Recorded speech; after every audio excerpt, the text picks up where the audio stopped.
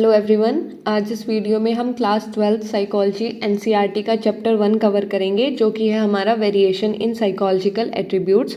हम बिल्कुल notes format में सारे टॉपिक्स को कवर करेंगे, ताकि जब भी हमारे एग्जाम्स हो तो हमें प्रॉब्लम ना आए। हम बिल्कुल इसमें से नोट्स बना के अपना एग्जाम्स को अच्छे से दे सकें। तो स्टार्ट करते हैं हमारा वीडियो। तो सबसे पहले हमारा जो चैप्टर का नाम है वो है वेरिएशन इन साइकोलॉजिकल एट्रीब्यूट। तो इसका नाम समझते हैं कि सबसे पहले हमारा पूरी चैप्टर समझने से पहले हमें नाम का तो पता होना चाहिए कि नाम क्या इंडिकेट कर रहा है। तो वेरिएशन इन साइकोलॉजिकल एट्रीब्यूट, तो हमारा वेरिएशन का मतलब क्या होता है? डिफरेंसेस।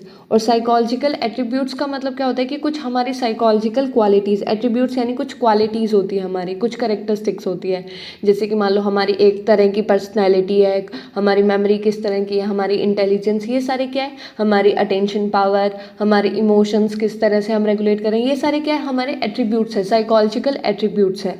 और उनके अंदर क्या? वेरिएशन होना, वेरिएशन यानी कि डिफरेंसेस होना। ठीक है, तो ये हमारे चैप्टर का नाम इंडिकेट करता है। तो अब हमारा इस चैप्टर में सबसे पहला जो टॉपिक है वो है individual differences in human functioning.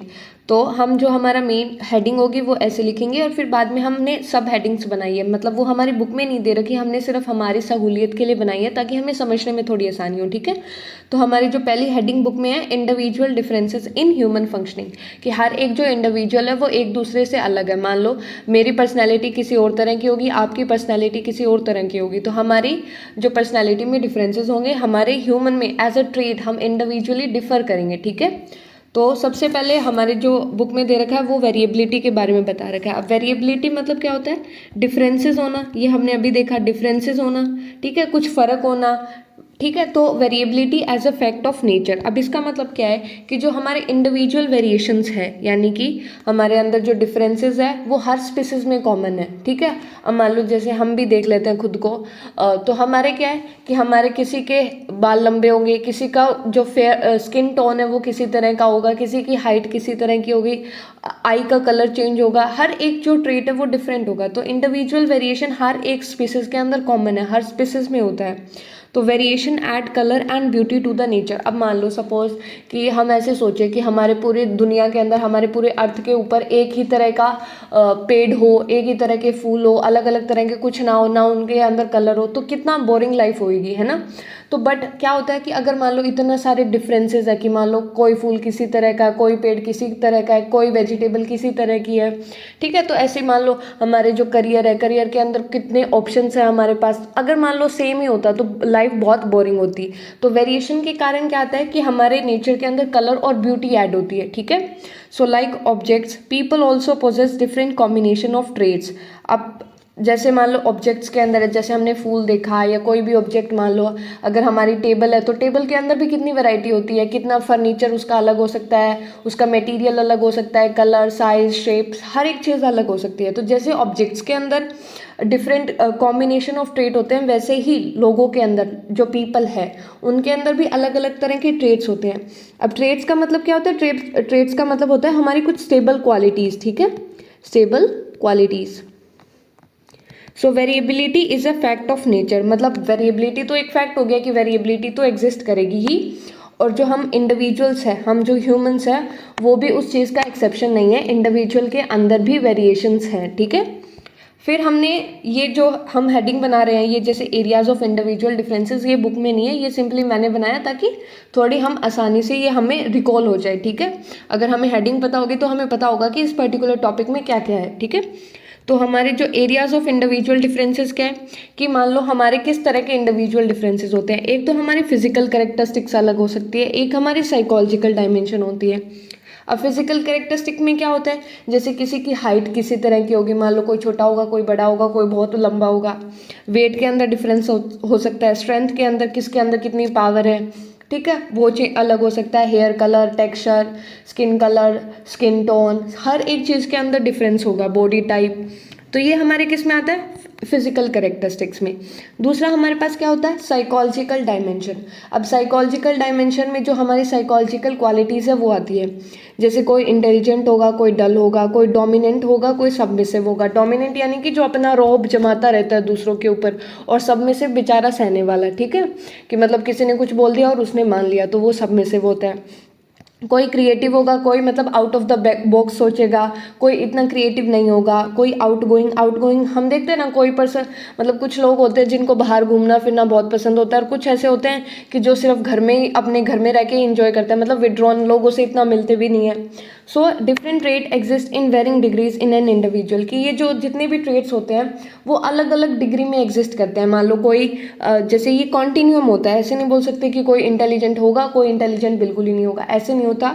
जैसे हम देखते हैं ना, कोई हाईली इंटेलिजेंट है, फिर हाई एवरेज हो गया, फिर एवरेज हो गया, फिर थोड़ा लो एवरेज, इस तरह से क्या होता है, एक कॉन्टिन्यूम होता है। ऐसे एक्सट्रीम नहीं होता कि ऑल और नन प्रिंसिपल नहीं होता कि कोई इंटेलिजेंट होगा या नहीं होगा, ऐसे कुछ नहीं होगा। हमारी जो डिग्री है वो वेरी करती है, मतलब किसी के अंदर कोई क्वालिटी पर्टिकुलर इतने लेवल पे हो सकती है, ठीक है। और तो ये हमारे एरियाज ऑफ इंडिविजुअल डिफरेंसेस है, जिसमें हमारा physical characteristics and psychological dimensions, ठीक है। फिर आता है यूनिकनेस ऑफ इंडिविजुअल, कि आप जो इंडिविजुअल है वो यूनिक कैसे होते हैं। यूनिक क्यों होते हैं, क्योंकि जो हमने ट्रेड्स पढ़े उनका एक अलग तरह का कॉम्बिनेशन होता है हर एक इंडिविजुअल के अंदर, कि जितने भी ट्रेड्स हमने देखे उससे ज़्यादा भी मतलब बहुत इनफाइनाइट ट्रेड्स है, अभी हम पूरे उनको नोट डाउन भी नहीं कर सकते। तो हमारे जितने भी ट्रेड्स होते हैं उनका एक पर्टिकुलर तरह का कॉम्बिनेशन होता है, ठीक है। तो उस कॉम्बिनेशन के कारण जो इंडिविजुअल होता है वो यूनिक होता है, ठीक है। मान लो आपके बाल भी लंबे हैं, मेरे बाल भी लंबे हैं, पर फ़र्क ऐसे हो गया कि आपके कलर जो हेयर का कलर है वो ब्राउन हो गया, मेरा ब्लैक हो गया। तो ऐसे हमारे अलग अलग कॉम्बिनेशन में ट्रेड्स एग्जिस्ट करते हैं, तो इसलिए हम क्या है, हर एक इंडिविजुअल हमारा यूनिक है, ठीक है। फिर आता है हमारे पास स्टडी ऑफ इंडिविजुअल, यानी कि इंडिविजुअल डिफरेंसेस की डेफिनेशन बता रखी है हमें यहाँ पे, कि individual differences refer to distinctiveness and variation among people's characteristic and behaviour patterns. Individual differences का मतलब क्या है, डिस्टिंक्टिवनेस यानी कि फ़र्क होना, वेरिएशन भी वही सेम चीज़ होगी, दोनों ऐसे मान लो सिनोनियम टाइप है। Distinctiveness and variation among people's characteristic, यानी कि जो इंडिविजुअल्स हैं उनकी अलग तरह की कैरेक्टरिस्टिक्स होगी, उनके अंदर डिफरेंसेस होना, और उनके बिहेवियर पैटर्न में डिफरेंसेस, मतलब वो किस तरह से बिहेव करेंगे उनके अंदर क्या होना, डिफरेंसेस होना, उसी को हम क्या बोलते हैं, इंडिविजुअल डिफरेंसेस बोलते हैं। तो इंडिविजुअल डिफरेंसेस क्या होगा, distinctiveness and variation among people's characteristic and behaviour pattern. The question of how and why people differ is the subject matter of study of individual difference, कि लोग अलग क्यों होते हैं, लोग मतलब डिफरेंटली बिहेव क्यों करते हैं, वो किस में स्टडी होता है, वो हम इंडिविजुअल डिफरेंसेस की स्टडी करते हैं तो उसमें समझते हैं, ठीक है। तो अब व्यूज़ ऑन बिहेवियर, ये भी हमारा हमने खुद से हेडिंग बनाई है, ये हमारी बुक में हेडिंग नहीं है, ठीक है। तो ये चीज़ ध्यान रखनी है। व्यूज़ ऑन बिहेवियर में क्या है कि मान लो हम किस तरह से बिहेव करते हैं, यानी कि हमारा जो बिहेवियर है वो किस चीज़ से इन्फ्लुएंस होता है। तो हमारी बुक में दो चीज़ें दे रखी है, कि एक तो हमारे ट्रेड्स होते हैं, ट्रेड्स यानी कि हमारी खुद की पर्सनैलिटी, हमारी खुद के अंदर जो स्टेबल कैरेक्टरिस्टिक्स है उसका इम्पैक्ट होता है हमारे बिहेवियर पे, और दूसरा एक और व्यू हमारे पास सिचुएशनिज्म। अब इन दोनों का मतलब क्या है, ये तो हमने समझ लिया, ट्रेड्स यानी कि हमारी जो पर्सनल क्वालिटी है हमारे बिहेवियर को वो इन्फ्लुएंस करेगी, ठीक है। और दूसरा सिचुएशनिज्म, यानी कि हम हमारी सिचुएशन को और हमारी जो सर्कमस्टांसेस हैं हमारे कॉन्टेक्स्ट को देख के बिहेव करते हैं। जैसे एग्जांपल लेते हैं सिचुएशनिज्म का, कि मान लो एक पर्सन है वो बहुत एग्रेसिव काइंड की पर्सनालिटी है, मतलब कि उसको छोटी छोटी बात पे बहुत गुस्सा आता है, बहुत गुस्सा करता है। बट होता क्या है कि मान लो वो अपने बॉस के सामने खड़ा है और बॉस ने उसको बहुत डांट लगाई, फिर भी वो अपना जो पर्सनैलिटी ट्रेट्स है वो शो नहीं कर सकता, क्योंकि उसको अपने सर्कमस्टांसेस, उसको अपनी सिचुएशन के बारे में पता है। तो दूसरा जो हमारा व्यू है वो क्या कहता है कि हमारा जो इंडिविजुअल है वो किस तरह से बिहेव करेगा, वो अपनी सिचुएशन और अपने सर्कमस्टांसेस को देख के ही बिहेव करेगा, ठीक है। तो इस व्यू को हम सिचुएशनिज्म बोल देते हैं।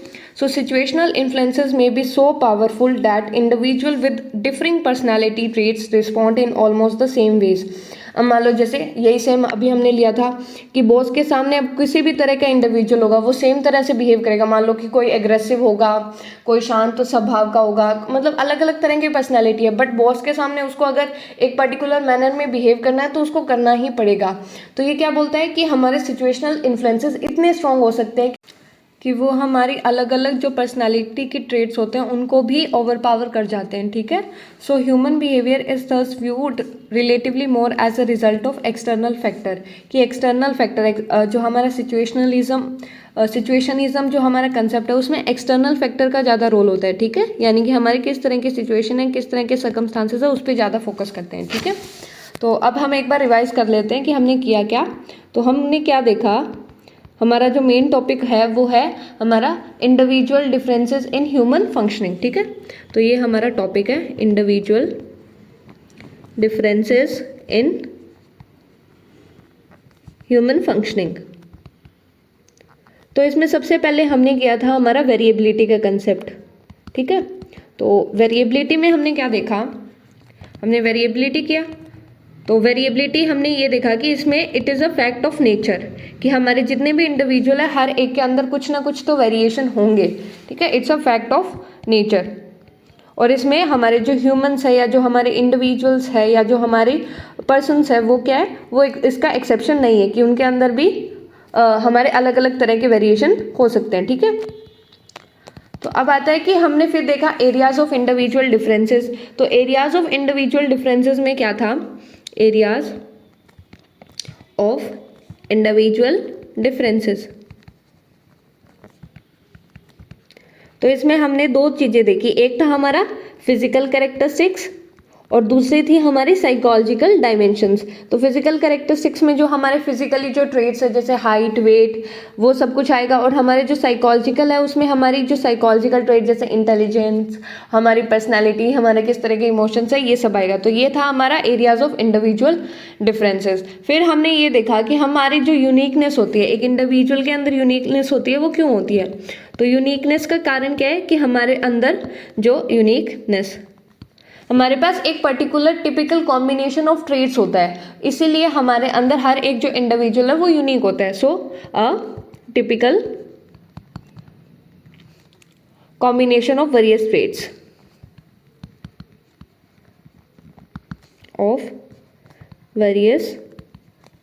ट्रेट्स तो अभी तक हमने इतना कवर किया है। फिर हमने देखा था कि हमारा इंडिविजुअल डिफरेंसेस क्या होता है, कि इंडिविजुअल डिफरेंसेस की हमने डेफिनेशन देखी थी, इंडिविजुअल डिफरेंसेस।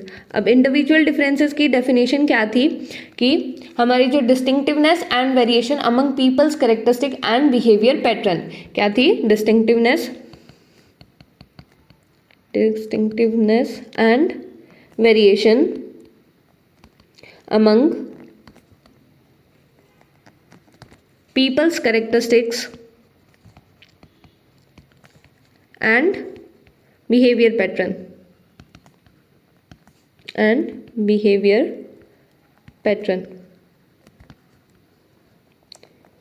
और फिर हमने देखा कि व्यू ऑफ हमारा बिहेवियर। तो इसमें क्या था, व्यू ऑफ बिहेवियर, हमने दो चीज़ इसमें कवर की थी। एक हमारा क्या था कि हमारे ट्रेट के ऊपर बेस्ड होता है, यानी कि हमारी जो क्वालिटीज़ है, हमारी जो कैरेक्टरिस्टिक्स है, उसके बेसिस पे हम किसी एक पर्टिकुलर वे में बिहेव करते हैं। और दूसरा हमने क्या देखा था, सिचुएशनिज्म कंसेप्ट देखा था, जिसमें क्या होता है कि हमारी जो सिचुएशन होती है या जो हमारे सर्कमस्टांसेस होते हैं वो हमें इन्फ्लुएंस करते हैं। तो ये क्या था हमारा एक्सटर्नल फैक्टर्स, एक्सटर्नल फैक्ट। आप भी इस तरह से अपने शॉर्ट नोट्स बना सकते हो ताकि जो लास्ट में अगर हमें मान लो एग्जाम के टाइम पे रिवीजन करनी हो तो हम सिंपली इसमें से रिवाइज कर सके, ठीक है। फिर हमारा जो नेक्स्ट टॉपिक है वो है assessment of psychological attributes. Psychological attributes का मतलब हमें पता है क्या होता है कि अभी जो इंटेलिजेंस वगैरह जो भी है वो, असेसमेंट का मतलब हम इस जो टॉपिक है इसके अंदर समझेंगे। तो हमारा जो बुक में मेन नेक्स्ट टॉपिक है वो है असेसमेंट। पहला क्या टॉपिक था हमारा, individual differences in human functioning. तो असेसमेंट में अब जो हम ये लिख रहे हैं इंट्रोडक्शन वगैरह, ये हमारी बुक में नहीं दे रखा, ये सिंपली हमने बनाया है ताकि हमारे पढ़ने में आसानी हो। तो इंट्रोडक्शन में क्या लिखा है हमने कि जो साइकोलॉजिकल एट्रीब्यूट्स होते हैं जैसे हमारा इंटेलिजेंस, हमारी कॉग्निशन, हमारी attention, memory, personality, they are involve in simple phenomena such as reaction time. अब रिएक्शन टाइम का मतलब क्या होता है, जैसे मान लो आप कितनी, एक स्टिमुलस है हमारे पास और उस स्टिमुलस के आने के बाद में आप कितना जल्दी रिस्पॉन्ड करते हो। जैसे मान लो आपके क्लास में टीचर आया और टीचर ने एकदम से बोला स्टैंड अप, तो आप कितनी देर में रिएक्ट करते हो, वो हमारा रिएक्शन टाइम होता है। तो उसमें हमारी अटेंशन, हमारी मेमोरी, ये सब कुछ की इन्वॉल्वमेंट होगी, यानी कि हमारे साइकोलॉजिकल एट्रीब्यूट्स की रिक्वायरमेंट होगी। तो हमारे जो साइकोलॉजिकल एट्रीब्यूट्स है वो रिएक्शन टाइम जैसे सिंपल फिनोमिना में भी होते हैं और ग्लोबल कंसेप्ट लाइक हैप्पीनेस, यहाँ तक। यानी कि हमारे साइकोलॉजिकल एट्रीब्यूट्स हर जगह इन्वॉल्व है। हैप्पीनेस में कैसे, जैसे हमारे किस तरह के इमोशंस होंगे, किस तरह की हमारी पर्सनैलिटी होगी, हम किस तरह से किसी पर्टिकुलर चीज़ को परसीव करेंगे, उस सब चीज़ की इन्वॉल्वमेंट हमारी होती है हैप्पीनेस में। तो यही बोला गया है कि हमारे जो साइकोलॉजिकल एट्रीब्यूट्स है वो हर एक चीज़ में इन्वॉल्व होते हैं। बट हमारे जो साइकोलॉजिकल एट्रीब्यूट्स, हमारी जो क्वालिटीज़ हैं, उनको काउंट करना और स्पेसिफाई करना बहुत डिफिकल्ट है। ठीक है, नंबर्स में हम ऐसे नहीं बोल सकते इसके इतने इमोशंस है, इतने लेवल के इमोशंस है, ऐसे नहीं कर सकते। हमें असेसमेंट की रिक्वायरमेंट होती है। तो किसी भी चीज़ के लिए हमारी जो असेसमेंट है वो हमारा फर्स्ट स्टेप होगा हमारे साइकोलॉजिकल एट्रीब्यूट्स को समझने के लिए। तो हमने क्या देखा कि हमारे साइकोलॉजिकल एट्रीब्यूट्स की इन्वॉल्वमेंट बहुत जगह होती है और हमें बहुत डिफिकल्टी होती है कि मतलब हम उसको स्पेसिफाई और काउंट नहीं कर सकते इन नंबर्स। तो हमारा जो साइकोलॉजिकल एट्रीब्यूट्स को समझने के लिए पहला स्टेप क्या है, असेसमेंट। अब हम देखेंगे असेसमेंट होता क्या है। सो अगर सिंपली असेसमेंट को समझना है तो कैसे समझेंगे कि measurement plus evaluation plus evaluation. अब इसका मतलब क्या है, जैसे it refers to measurement of psychological attributes of individuals and their evaluation often using multiple methods and standard of comparison. कि हम क्या करेंगे, मेजरमेंट। अब मेजरमेंट और इवेल्युएशन का मतलब क्या है, मेजरमेंट तो सिंपली वो मूल्यांकन करना टाइप होगा, यानी किसी स्कोर्स के बेसिस पे निकालना, ठीक है। और इवेल्युएशन यानी कि उस जो स्कोर्स हैं उनका मीनिंग निकालना। अब जैसे मान लो एक टेस्ट होता है, तो टेस्ट में हमारे स्कोर्स आ गए, तो वो क्या किया, हमने मेजर किया कि एक पर्टिकुलर इंडिविजुअल के इतने स्कोर्स है। फिर उस स्कोर्स के बेसिस पे हमने ये डिसाइड किया, मान लो एक क्लास में हमने टेस्ट लिया, स्कोर्स निकाल लिए, तो अब उस स्कोर्स के बेसिस पे हम ये देखेंगे कि उस इंडिविजुअल का हम वो पर्टिकुलर क्लास में वो कहाँ रैंक कर रहा है, क्या उसका मीनिंग है कि वो पर्टिकुलर इंडिविजुअल कितना इंटेलिजेंट है, कितना ब्राइट स्टूडेंट है, कितनी एबिलिटीज़ पोजेस करता है। तो एक पर्टिकुलर मीनिंग इवेल्युएट करना, सारा डाटा कलेक्ट करके लास्ट में इवेल्युएट करना हमारा मेन चीज़ होती है।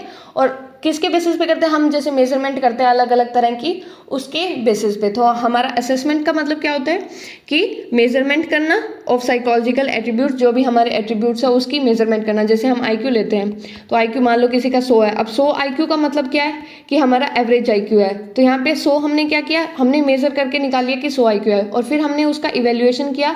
इवेल्युएशन करने से हमें क्या पता चला कि वो एवरेज IQ का इंडिविजुअल है, यानी कि हमने उसका कुछ मीनिंग निकाल लिया, ठीक है।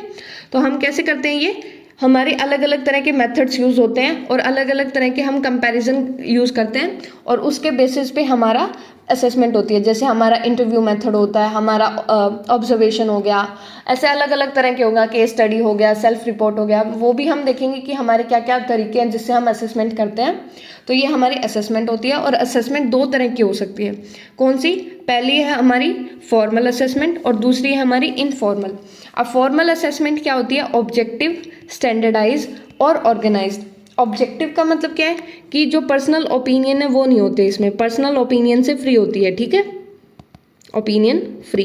स्टैंडर्डाइज का मतलब क्या होता है, स्टैंडर्डाइज का मतलब होगा कि जो सेम रूल्स है सबके लिए। ऐसे नहीं है कि एक पर्टिकुलर इंडिविजुअल के हमने किसी तरह के रूल्स बना दिए, यानी कि सबके लिए वो जो कंडीशंस होगी वो सेम होगी, ठीक है, सेम और फिक्स रूल्स होंगे।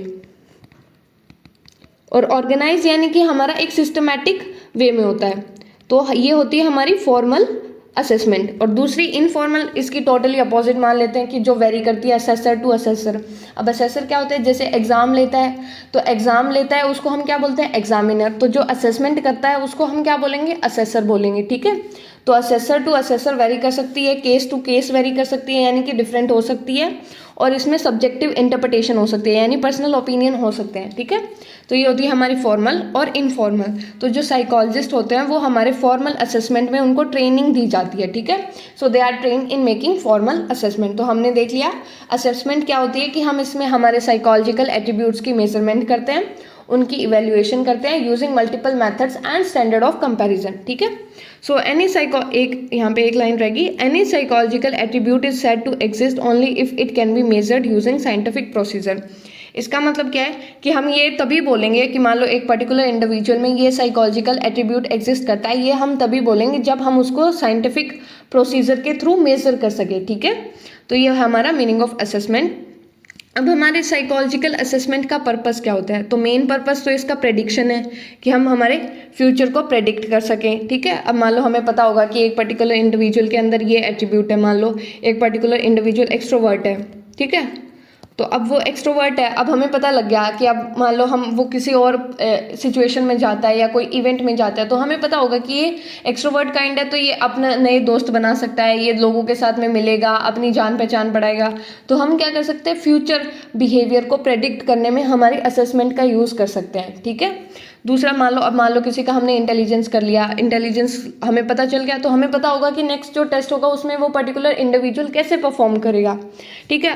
और अगर मान लो हमारा जो प्रेडिक्टेड बिहेवियर है वो अनडिजायरेबल आए, यानी कि जो हमें चाहिए था वो नहीं आया, जैसे हमने इंटेलिजेंस का क्या कर लिया, इंटेलिजेंस के एक पर्टिकुलर इंडिविजुअल की असेसमेंट कर ली और हमें पता लगा कि अब मान लो उसकी इंटेलिजेंस कम है, या फिर उसके वजह से हमें ये पता चल गया कि जो अगला टेस्ट होगा उस टेस्ट में उसके जो मार्क्स आएंगे वो क्या आएंगे, वो कम आएंगे। ठीक है। तो अब ये क्या है, ये अनडिजायरेबल बिहेवियर है। मार्क्स तो हम चाहते हैं ना कि सभी बच्चों के अच्छे मार्क्स आए, तो मार्क्स कम आएंगे, तो ये हमारा अनडिजायरेबल बिहेवियर है। तो हम क्या करेंगे, हम कुछ इंटरवेंशन करेंगे, यानी कुछ एक ऐसा तरीका निकालेंगे जिससे हम उसके अंदर चेंज ला सके। ठीक है। हम कुछ ऐसी टेक्निक निकालेंगे जिससे उसके मार्क्स क्या हो, इम्प्रूव हो सके। ठीक है। तो इस तरह से भी असेसमेंट हमारी हेल्प करती है।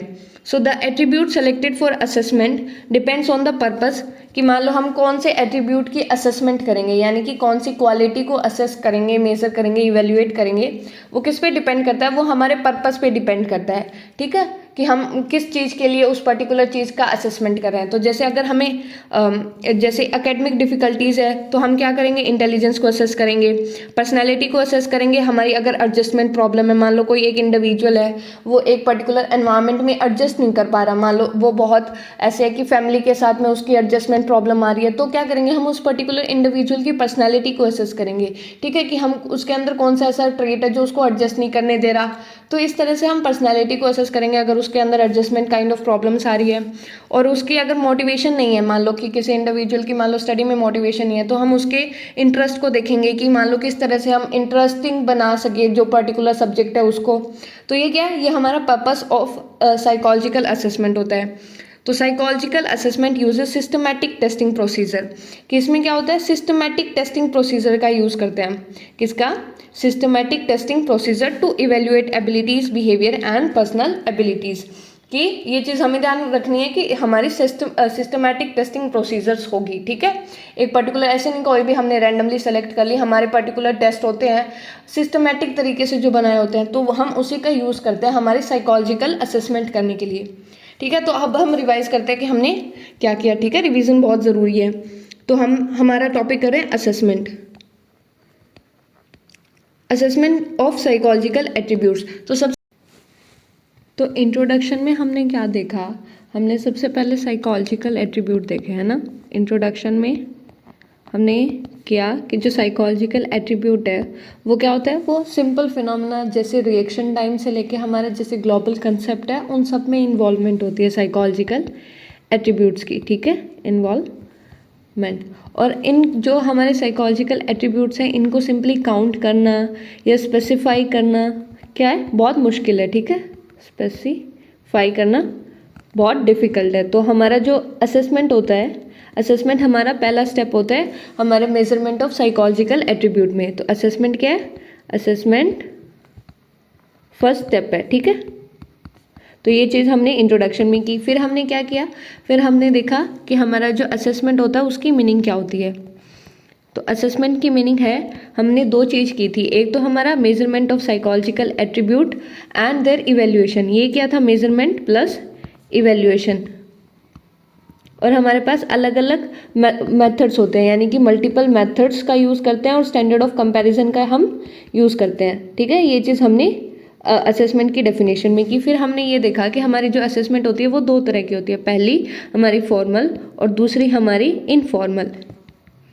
अब फॉर्मल में क्या होता है कि हमारी जो स्टैंडर्डाइज, ऑब्जेक्टिव और सिस्टमैटिक होती है, स्टैंडर्डाइज, ऑब्जेक्टिव एंड सिस्टमैटिक बोल सकते हैं इसको। ठीक है। फिर हमने क्या किया, इनफॉर्मल देखा। इनफॉर्मल क्या होती है, वो वेरी करती है। ठीक है। और फिर हमने किया उसके बाद में कि पर्पस ऑफ असेसमेंट। अब जो मेन पर्पस था हमारे असेसमेंट का वो क्या था कि हमें प्रेडिक्शन करनी होती है फ्यूचर परफॉर्मेंस को। ठीक है। और मान लो हमारा जो प्रेडिक्टेड बिहेवियर आता है अगर वो अनडिज़ायरेबल हो, अगर अनडिज़ायरेबल हो तो हम क्या करते हैं, हम इंटरवेंशन प्लान करते हैं ताकि उसके अंदर चेंज ला सके। इंटरवेंशन प्लान करते हैं, ठीक है। तो ये चीज़ हमने पर्पस देखा था। और उसमें क्या है कि मान लो हमें कौन से तरह का एट्रीब्यूट सेलेक्ट करना है या कौन से तरह का एट्रीब्यूट की असेसमेंट करनी है, वो किस पे डिपेंड करता है कि जो एट्रीब्यूट हम सेलेक्ट करेंगे वो उसके पर्पस पे डिपेंड करता है कि हमारा पर्पस क्या है, ठीक है। कि अगर मान लो हमें इंटेलिजेंस का करना है, पर्सनालिटी का करना है, इंटरेस्ट का करना है, तो वो उस पर्टिकुलर पर्पस के ऊपर डिपेंड करेगी। और हमारी जो साइकोलॉजिकल असेसमेंट होती है, जो साइकोलॉजिकल असेसमेंट होती है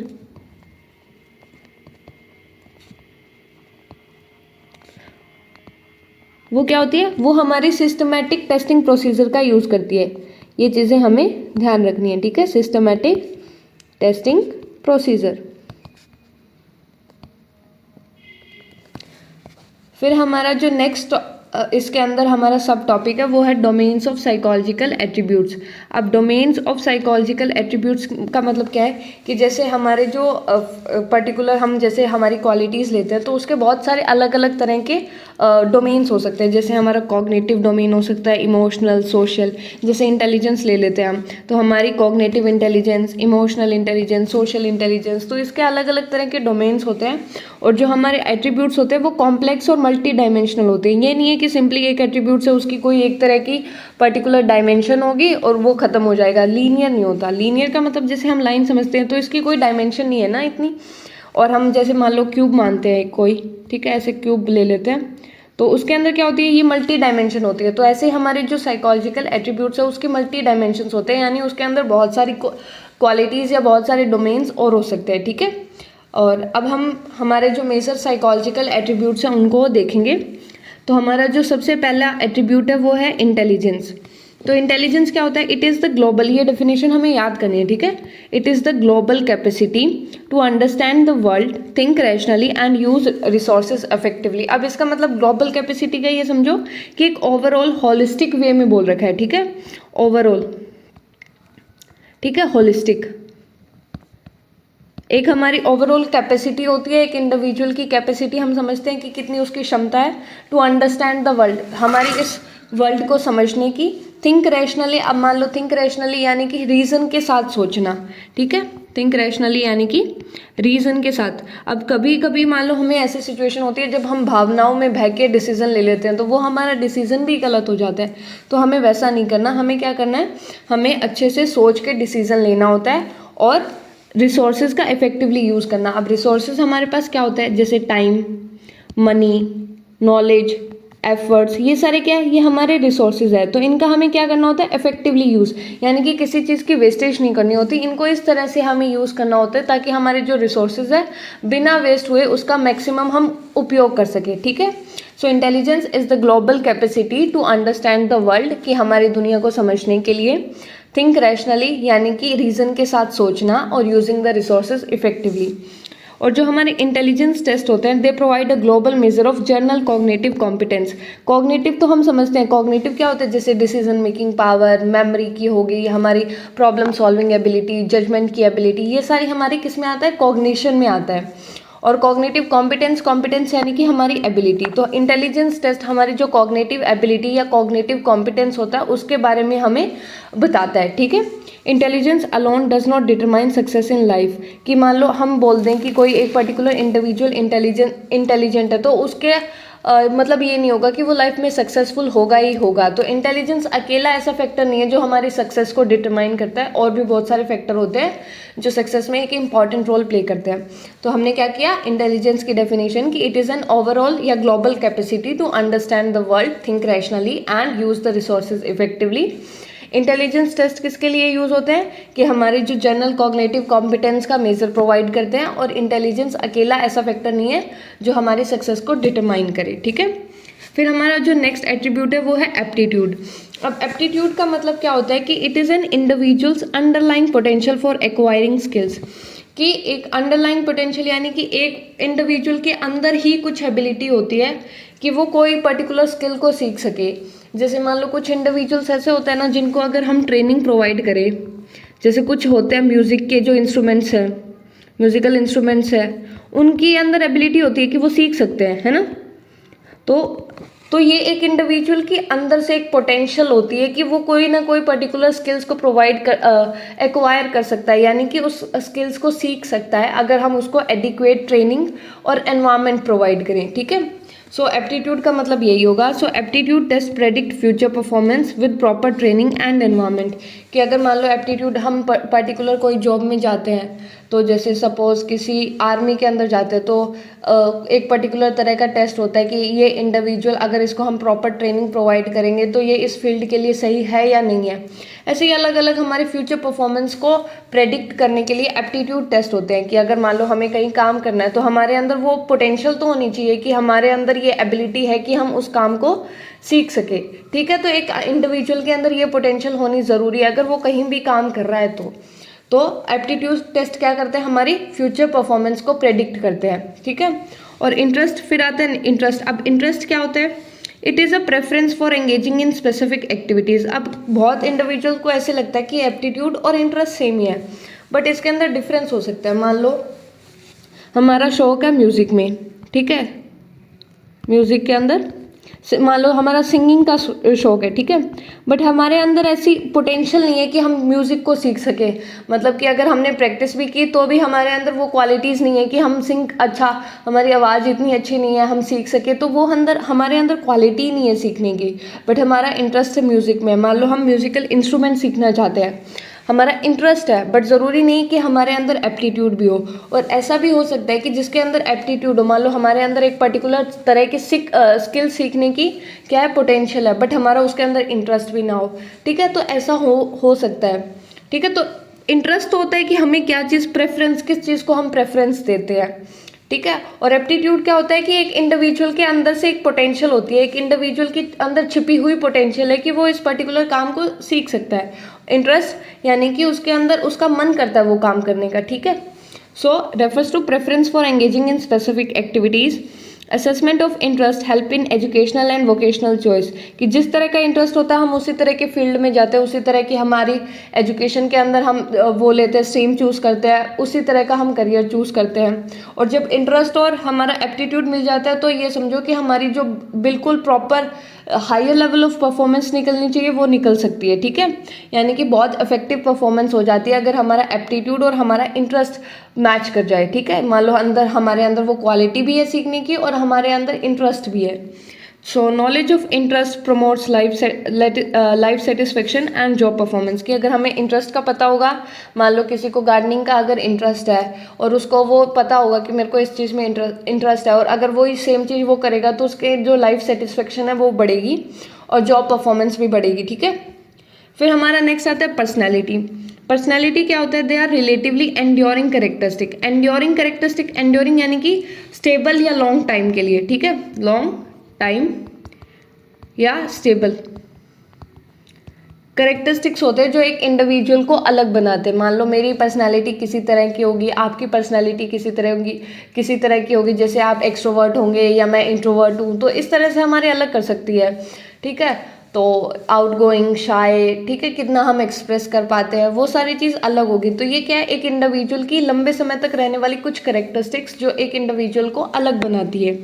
सो personality assessment help in explaining behaviour, कि मान लो अगर हम पर्सनैलिटी को असेस करेंगे तो वो हमारे बिहेवियर को एक्सप्लेन करने में हेल्प करेगी। एंड प्रेडिक्टिंग फ्यूचर बिहेवियर, और हमारे फ्यूचर बिहेवियर को भी प्रेडिक्ट कर सकेगी। ठीक है, तो पर्सनैलिटी हमने देख लिया कि एक लंबे समय तक के लिए रहने वाले करेक्टरिस्टिक्स जो हमें एक एज अ इंडिविजुअल अलग बनाते हैं दूसरों से। ठीक है, किसी की पर्सनैलिटी जैसे डोमिनेंट होती है, कोई नेचुरली बहुत कॉन्फिडेंट है, तो ये सारी क्या होती है, ये अलग अलग क्वालिटीज़ होती है इंडिविजुअल में, और इसके कारण हमें बिहेवियर का पता लगता है। मान लो अगर हमें पता होगा कि कोई इंडिविजुअल एक्सट्रोवर्ट है और कॉन्फिडेंट है, तो हम प्रेडिक्ट कर सकते हैं कि वो नियरली कुछ ऐसे फील्ड में जा सकता है जहाँ पे उसको एक्सप्रेस करना हो, जैसे कि मान लो कुछ जर्नलिज्म में या फिर कुछ जिसमें एक्सप्रेशन ज़्यादा हो, वहाँ पे उसके चांसेस जाने के ज़्यादा है। फिर आता है हमारा वैल्यूज़। अब वैल्यूज़ क्या होता है, हमारे बिलीव्स क्या होता है कि मान लो कुछ हमारे लाइफ में बेसिक प्रिंसिपल्स होते हैं जो हम ये सोचते हैं कि ये हमें फॉलो करने चाहिए क्योंकि ये हमारे बिहेवियर अच्छे एक आइडियल मोड ऑफ बिहेवियर के लिए बढ़िया है। आइडियल मोड ऑफ बिहेवियर क्या होता है कि मान लो जो हम कंसीडर करते हैं ना कि इस तरह का बिहेवियर हमें शो करना चाहिए, कि ऐसा बढ़िया बिहेवियर जो बढ़िया है वो इस तरह का होता है। तो ऐसे कुछ हमारे बिलीव्स होते हैं, जैसे हमारे मान लो एग्जांपल ऑनेस्टी, कोई ये सोचता है कि ऑनेस्टी हमें रखनी चाहिए, हमारी रिस्पेक्ट करनी चाहिए, झूठ नहीं बोलना चाहिए। तो इस तरह की हमारी कुछ वैल्यूज़ होती है, तो वो हमारा इस कंसेप्ट में आएगा। और वैल्यू असेसमेंट से हमें पता चलता है कि हमारी डोमिनेंट वैल्यूज़ क्या क्या है, जैसे हमारी सोशल वैल्यूज़ किस तरह की है, पॉलिटिकल वैल्यूज़ किस तरह की है, रिलीजियस और इकोनॉमिक वैल्यूज़ किस तरह के। ठीक है, तो अब हम इसकी रिवीजन करते हैं कि हमने क्या किया। तो हम देख रहे थे डोमेन्स ऑफ साइकोलॉजिकल एट्रीब्यूट। इसमें हमने क्या देखा कि जो हमारे साइकोलॉजिकल एट्रीब्यूट्स होते हैं वो कॉम्प्लेक्स होते हैं और मल्टी डायमेंशनल होते हैं। ठीक है, मल्टी डायमेंशनल। और फिर हमने कुछ मेजर साइकोलॉजिकल एट्रीब्यूट्स किए, और जिसमें हमने पहला क्या देखा, पहला हमने किया इंटेलिजेंस। तो इंटेलिजेंस क्या होता है, तो इंटेलिजेंस में हमने क्या देखा कि it is a global capacity, एक second, capacity to understand the world,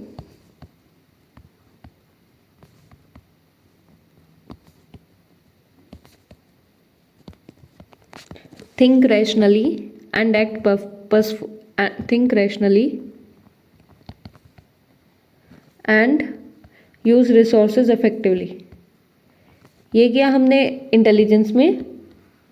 फिर हमारा नेक्स्ट क्या था, सेकंड हमने किया एप्टीट्यूड। एप्टीट्यूड में हमने क्या किया था कि it is a underlying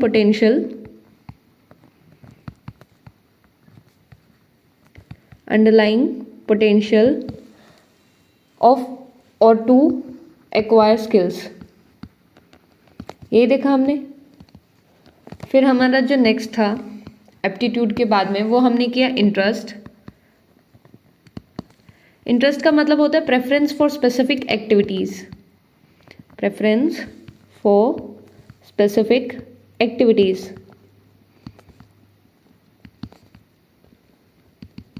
interest के बाद में हमने देखा नेक्स्ट हमारा फोर्थ पर्सनैलिटी, enduring characteristics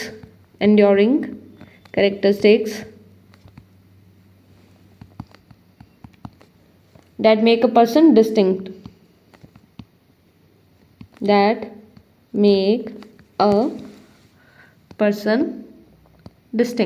यही था। फिर हमने जो लास्ट किया हमारा, वो क्या था, लास्ट हमने देखा वैल्यूज़। लास्ट था हमारा वैल्यूज़ क्या था, enduring beliefs about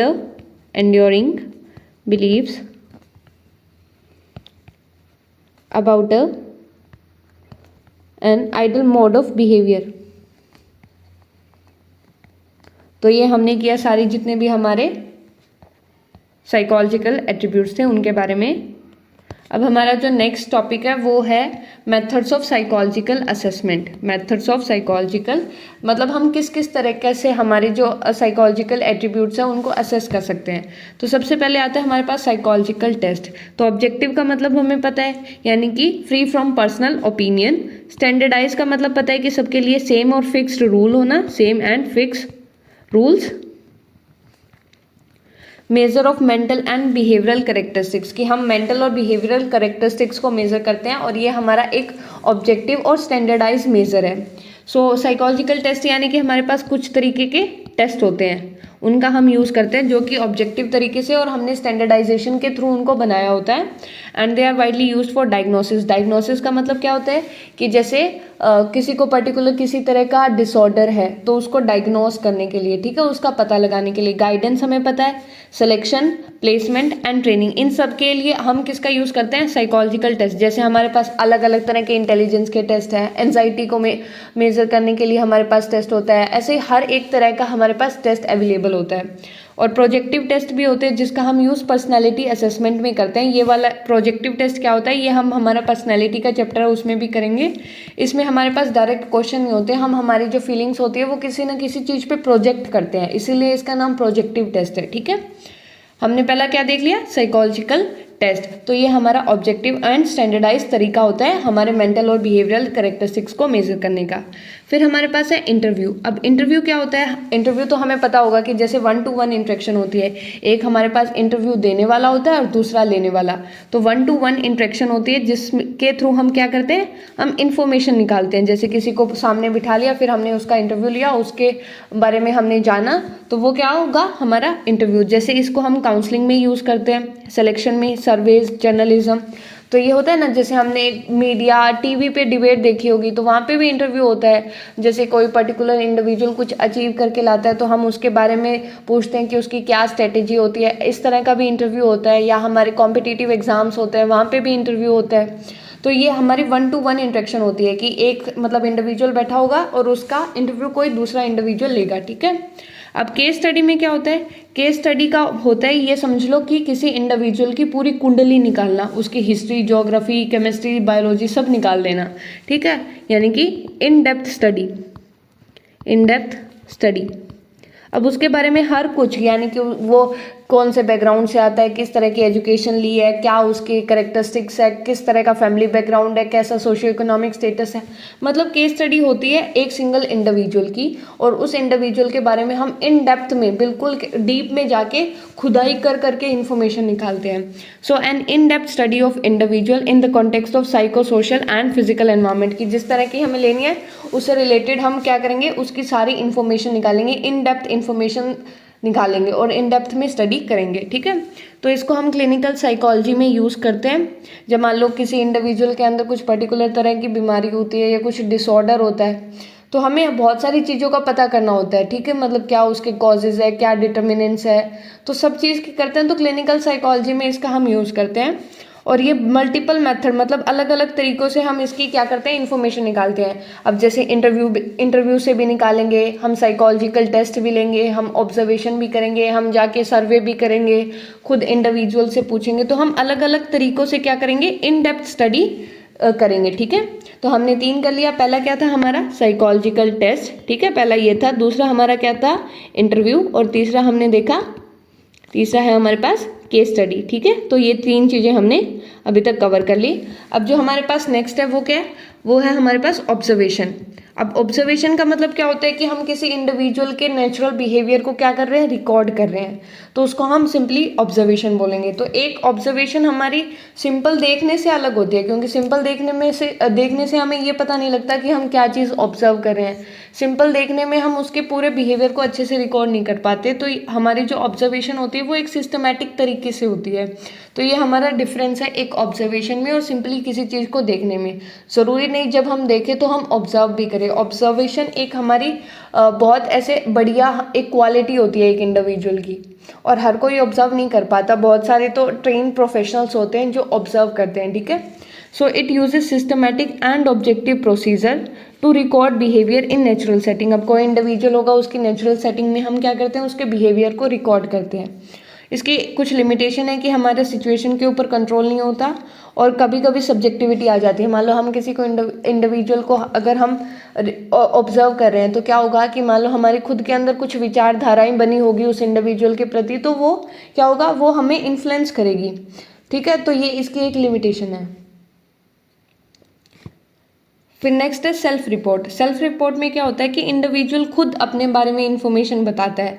self report बोलते हैं ना, खुद को रिपोर्ट करना, यानी खुद के बारे में बताना। सो इंडिविजुअल होगा वो खुद के बारे में बताएगा, अपने बारे में बताएगा, अपने बिलीफ, अपने ओपिनियन, जितनी भी इंफॉर्मेशन है वो खुद के बारे में खुद बताएगा। इसको हम क्वेश्चनियर के थ्रू भी ले सकते हैं, टेस्ट, इंटरव्यू और डायरीज। मतलब इंडिविजुअल खुद किसी भी तरीके से बता सकता है, चाहे वो क्वेश्चनियर के थ्रू बताए, चाहे वो टेस्ट के थ्रू, इंटरव्यू के थ्रू, डायरी के थ्रू, ठीक है। तो ये थे हमारे कुछ मेथड्स। तो हमने कौन कौन से मेथड किए, तो हमारे मेथड्स में हमने देख रहे हैं। तो मेथड्स में हमारे पास पहला क्या था, पहला था हमारे पास साइकोलॉजिकल टेस्ट, ठीक है। फिर साइकोलॉजिकल टेस्ट के बाद में हमने क्या देखा, साइकोलॉजिकल टेस्ट के बाद है हमारे पास इंटरव्यू, इंटरव्यू के बाद में है हमारे पास केस स्टडी, केस स्टडी के बाद में हमने देखा ऑब्जर्वेशन, और लास्ट हमने किया सेल्फ रिपोर्ट। तो ये हमारे कुछ मेथड है, ठीक है।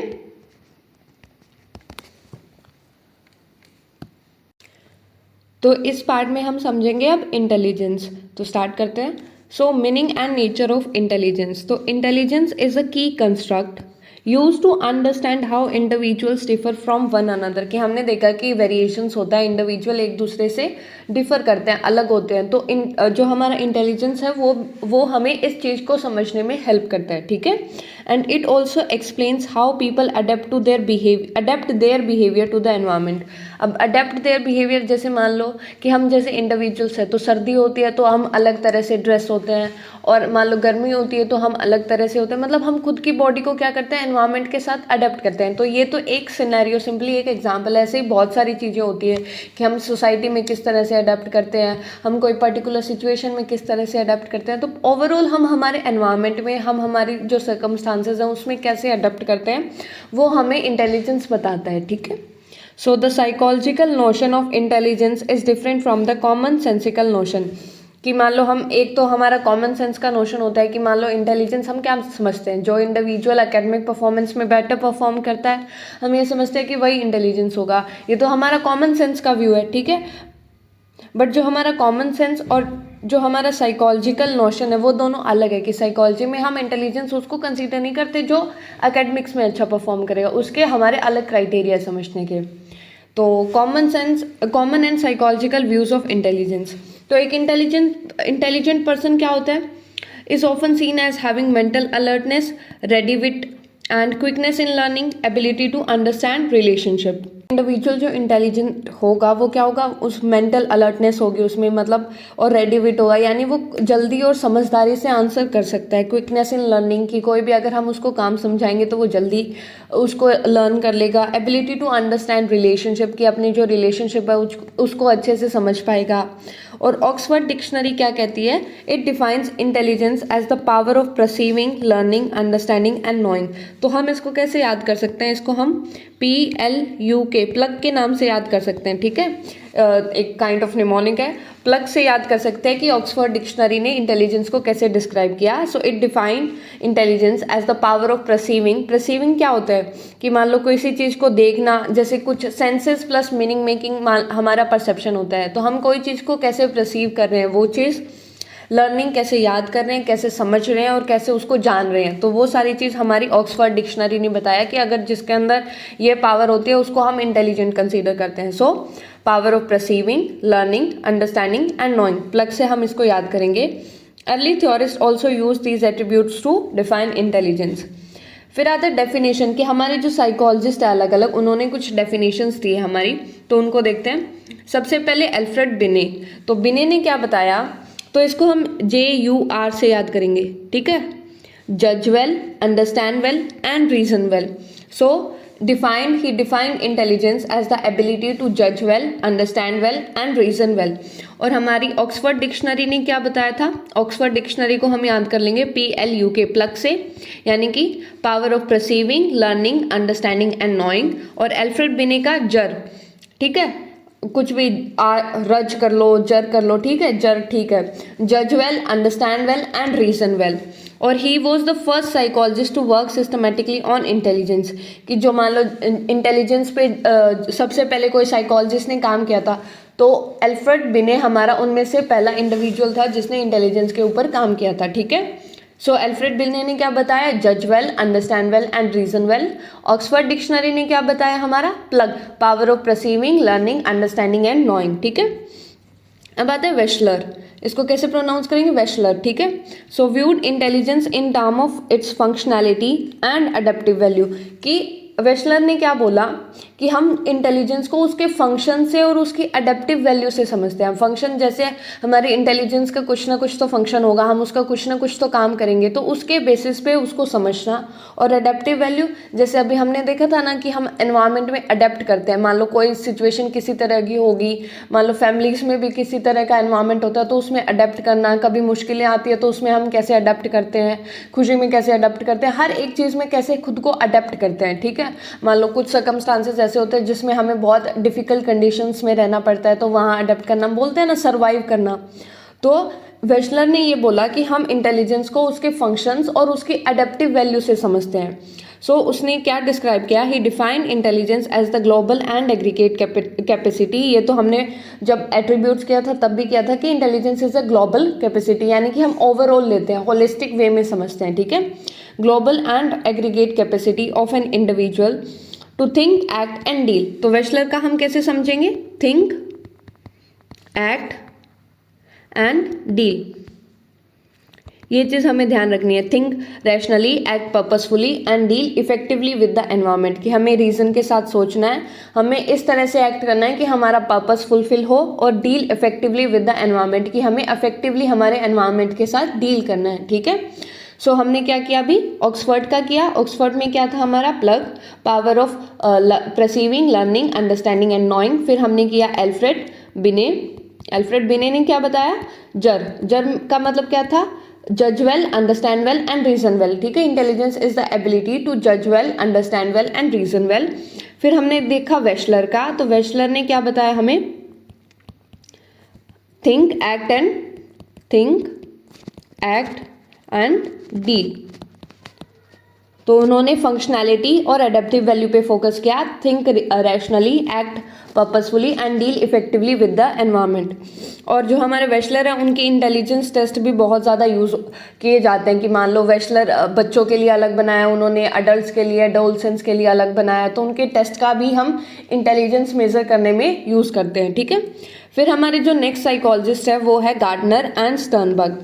तो उन्होंने क्या कहा, उन्होंने वेशलर में ही कुछ बात ऐड कर दी। जैसे वेशलर ने बोला कि हम अडेप्शन करते हैं इंटेलिजेंस की हेल्प से, तो उन्होंने बोला कि हम सिर्फ और सिर्फ अडेप्शन नहीं करते, बट इंटेलिजेंस हमारी वो एबिलिटी होती है जिससे हम हमारे एनवायरनमेंट को मॉडिफाई कर सकते हैं। यानी इसका मतलब क्या है, जैसे एक तो हमारा सपोज करो ऐसा एनवायरनमेंट है, ठीक है, एग्जाम्पल के लिए, ठीक है। तो इसमें अगर हमने क्या किया, इसमें हम रहना सीख गए, तो हमने क्या किया, अडेप्ट किया, ठीक है। और एक मान लो हमें एनवायरनमेंट थोड़ा चेंज चाहिए था, कि मतलब हमने हमारी सहूलियत के अकॉर्डिंग एनवायरनमेंट को चेंज कर दिया, हमारी कैसी रिक्वायरमेंट थी उसके अकॉर्डिंगली मॉडिफाई कर दिया, ठीक है। जैसे मान लो हमने इस एनवायरनमेंट को इस तरह से बनाया, तो हमने क्या किया, इसको मॉडिफाई। तो हमारे जो गार्डनर और स्टर्नबर्ग है उन्होंने क्या बोला कि इंटेलिजेंस में सिर्फ अडेप्शन इन्वॉल्व नहीं होती, उसके अंदर हमारी ये एबिलिटी भी इन्वॉल्व होती है जिससे हम हमारे एनवायरनमेंट को मॉडिफाई और शेप कर सकते हैं अपने अकॉर्डिंगली, ठीक है। तो हमने कर लिया, हमने क्या क्या देखा अभी तक, हमने सबसे पहले किया कि हमारी इंटेलिजेंस क्या होती है, तो कुछ हमने मेंटल अलर्टनेस, रेडिविट, उस तरह के कंसेप्ट देखे। फिर ऑक्सफोर्ड डिक्शनरी ने क्या बताया कि हमारा plug, power of perceiving, learning, understanding and knowing. फिर एल्फ्रेड बिने का जर, जज well, understand well and reason well. फिर हमने वेशलर का किया, थिंक, एक्ट एंड डील, और हमारी फंक्शनैलिटी और अडेप्टिव वैल्यू पे बेस्ड होती है, ठीक है। और फिर हमने गार्डनर और स्टर्नबर्ग का किया, तो उन्होंने वेशलर को बोला भाई तेरे अंदर कम इंटेलिजेंस है, तूने एबिलिटी टू मॉडिफाई तो इसमें इंक्लूड नहीं किया, तो उन्होंने एबिलिटी टू मॉडिफाई को और शेप द एनवायरनमेंट को भी उसमें इंक्लूड किया, ठीक है। फिर आती है थ्योरीज ऑफ इंटेलिजेंस। तो हमारी जो ब्रॉड क्लासिफिकेशन है थ्योरीज, अब अलग अलग साइकोलॉजिस्ट ने अपनी अलग अलग थ्योरी दी होगी, तो हमारी दो तरह की इसमें हम सारी इंटेलिजेंस की थ्योरी है उसको क्लासीफाई करते हैं। तो सबसे पहले हमारे पास साइकोमेट्रिक या स्ट्रक्चरल अप्रोच, और दूसरी है हमारी इंफॉर्मेशन प्रोसेसिंग अप्रोच। तो साइकोमेट्रिक अप्रोच में क्या होता है कि consider intelligence as an aggregate of abilities. अब एग्रीगेट का मतलब क्या होता है, मतलब एग्रीगेट हम समझते हैं ना, इकट्ठा करना या कलेक्शन। तो हमारी जो इंटेलिजेंस है वो अलग अलग एबिलिटीज़ का क्या है, कलेक्शन है। तो हमारी साइकोमेट्रिक अप्रोच ये कंसीडर करती है कि हमारी जो इंटेलिजेंस है that is an aggregate of abilities. Abilities तो हम समझते हैं कि अलग अलग हमारी क्वालिटीज़, अलग अलग हमारी कैरेक्टरिस्टिक्स, एबिलिटीज़, है ना। और एग्रीगेट का मतलब कलेक्शन, इकट्ठा होना, एक साथ जुड़ना, तो उनका क्या है, एग्रीगेट ऑफ एबिलिटीज़ को हम इंटेलिजेंस मानते हैं साइकोमेट्रिक अप्रोच में। जैसे नाम इंडिकेट कर रहा है स्ट्रक्चरल अप्रोच, तो इसमें हम इंटेलिजेंस के स्ट्रक्चर पे फोकस करते हैं कि इसके अंदर क्या क्या तरह की एबिलिटीज़ आ सकती है। So express individual performance in terms of single index of cognitive abilities, कि कॉग्निटिव जितनी भी हमारी कॉग्निटिव एबिलिटीज़ होती है उनको एक सिंगल इंडेक्स में कन्वर्ट कर देना। तो उसको क्या करते हैं, उसी तरह से हम इंडिविजुअल की परफॉर्मेंस को एक्सप्रेस करते हैं। जैसे मान लो एक इंडिविजुअल है राम, तो हमने क्या किया, उस राम की जो एबिलिटीज़ है, जैसे मान लो हमने क्या कर लिया कि उसको आईक्यू की बेसिस पे उसको डिस्क्राइब कर दिया। तो इसमें अलग अलग तरह की एबिलिटीज़ आएगी, बट हमने क्या किया, उसको एक सिंगल इंडेक्स में एक्सप्रेस कर दिया कि राम की आईक्यू इतनी है, तो उसकी जितनी भी कॉग्निटिव एबिलिटीज़ है वो एक सिंगल इंडेक्स में कन्वर्ट होके हमने प्रेजेंट कर दी। तो इस तरह से क्या होता है, इस तरह से हम इंडिविजुअल की परफॉर्मेंस को एक्सप्रेस करते हैं। तो हमारी साइकोमेट्रिक अप्रोच हमारे स्ट्रक्चर और डायमेंशंस पे फोकस करती है, इंटेलिजेंस के स्ट्रक्चर और डायमेंशंस पे, कि किस किस तरह की डायमेंशन होती है, कि इंटेलिजेंस में क्या क्या हम इंक्लूड कर सकते हैं। वो हम थ्योरीज करेंगे तब भी हमें समझ आएगा कि हम ऐसे क्यों बात कर रहे थे, कि इसके अंदर स्ट्रक्चर और डायमेंशंस का होता है। तो हमने साइकोमेट्रिक में क्या देखा कि it is N aggregate of abilities, की डिफरेंट एबिलिटीज़ का कलेक्शन होना। इसको हम कैसे एक्सप्रेस करते हैं, इन terms of single index of cognitive abilities. Cognitive abilities हमारी क्या होती है, जैसे मेमोरी, लर्निंग, हमारी जजमेंट एबिलिटीज़, हमारी problem solving, decision making, perception, ये सारी हमारी कॉग्निटिव एबिलिटीज़ में है। ठीक है, तो हम इसको एक सिंगल इंडेक्स में बना देते हैं। ठीक है, और इसके अंदर हम स्ट्रक्चर और हमारी डायमेंशंस पे फोकस करते हैं। तो ये कर लिया। अब हमारी जो नेक्स्ट है वो है इंफॉर्मेशन प्रोसेसिंग अप्रोच। इसमें क्या होता है, जैसे नाम सजेस्ट करे, इंफॉर्मेशन प्रोसेसिंग अप्रोच, यानी किसी चीज़ की प्रोसेस के बारे में बात हो रही है। तो इसमें हम क्या करते हैं, it describes the processes used in intellectual reasoning and problem solving.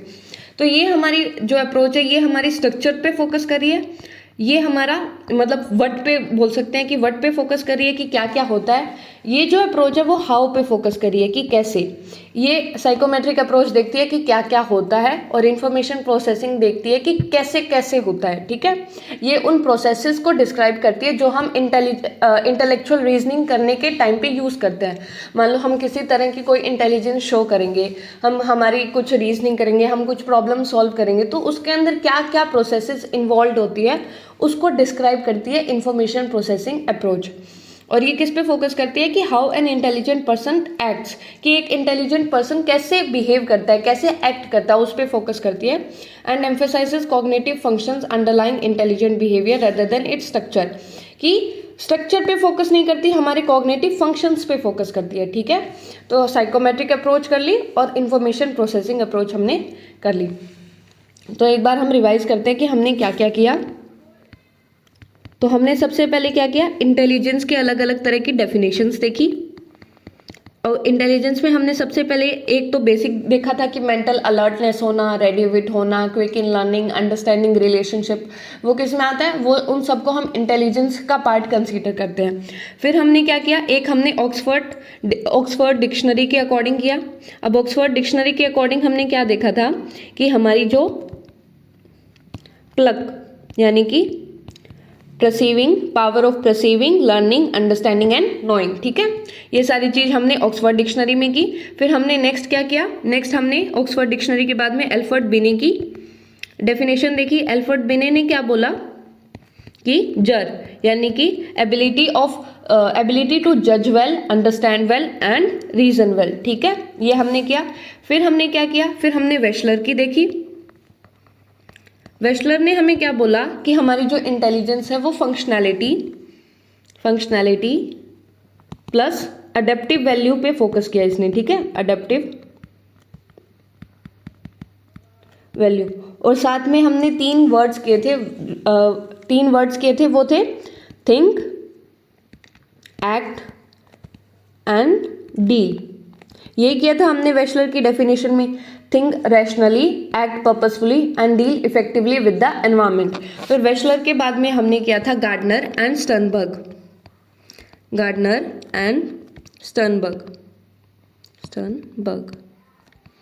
तो इसमें क्या उन्होंने क्या बोला कि हमारी जो इंटेलिजेंस है वो अडेप्शन पे ही नहीं बल्कि हमारी एबिलिटी टू मॉडिफाई और शेप द एनवायरनमेंट पे भी फोकस करती है। यानी कि सिर्फ हम अडेप्शन नहीं करते, जैसा एनवायरनमेंट है उसमें अडेप्ट नहीं करते, बल्कि हम क्या करते हैं, उसको मॉडिफाई और शेप भी करते हैं। तो ये हमने क्या की थी, डेफिनेशंस की थी। ठीक है, फिर हमारा उसके बाद में हमने क्या किया, उसके बाद में हमने उसकी थ्योरीज देखी, जिसको हमने क्या किया, दो जो ब्रॉड कैटेगरीज हैं थ्योरीज को हमने दो ब्रॉड कैटेगरीज में डिवाइड कर दिया। एक थी हमारे पास साइकोमेट्रिक और दूसरी क्या थी हमारे पास, इंफॉर्मेशन प्रोसेसिंग। तो हमने साइकोमेट्रिक में क्या देखा कि हम इसमें एग्रीगेट ऑफ एबिलिटीज़ लेते हैं, एग्रीगेट ऑफ एबिलिटीज़। हम इसमें single index of cognitive abilities को देखते हैं। Single index of cognitive abilities. और फिर उसके बाद में एक हमने ये देखा था कि जो इसमें हमारा जो स्ट्रक्चर और डायमेंशंस पे फोकस होता है, स्ट्रक्चर एंड डायमेंशंस, यही देखा था। और इंफॉर्मेशन प्रोसेसिंग अप्रोच में हमने क्या देखा कि इसमें हम जो प्रोसेसेस यूज होती है हमारी इंटेलेक्चुअल रीजनिंग में, हमारी प्रॉब्लम सॉल्विंग में, उनको डिस्क्राइब करते हैं। So describes the process use in intellectual reasoning and problem solving, describe the process. दूसरा हमने क्या देखा कि इंटेलिजेंट पर्सन कैसे एक्ट करते हैं, इंटेलिजेंट पर्सन्स कैसे एक्ट करते हैं उसके ऊपर हम फोकस करते हैं। और तीसरा क्या देखा कि इसके अंदर हमारा स्ट्रक्चर नहीं, हमारे कॉग्निटिव फंक्शंस के ऊपर इंपॉर्टेंट, तो इसमें हमारा फंक्शंस के ऊपर एम्फेसिस दिया जाता है। ठीक है, तो ये हमने अभी तक किया।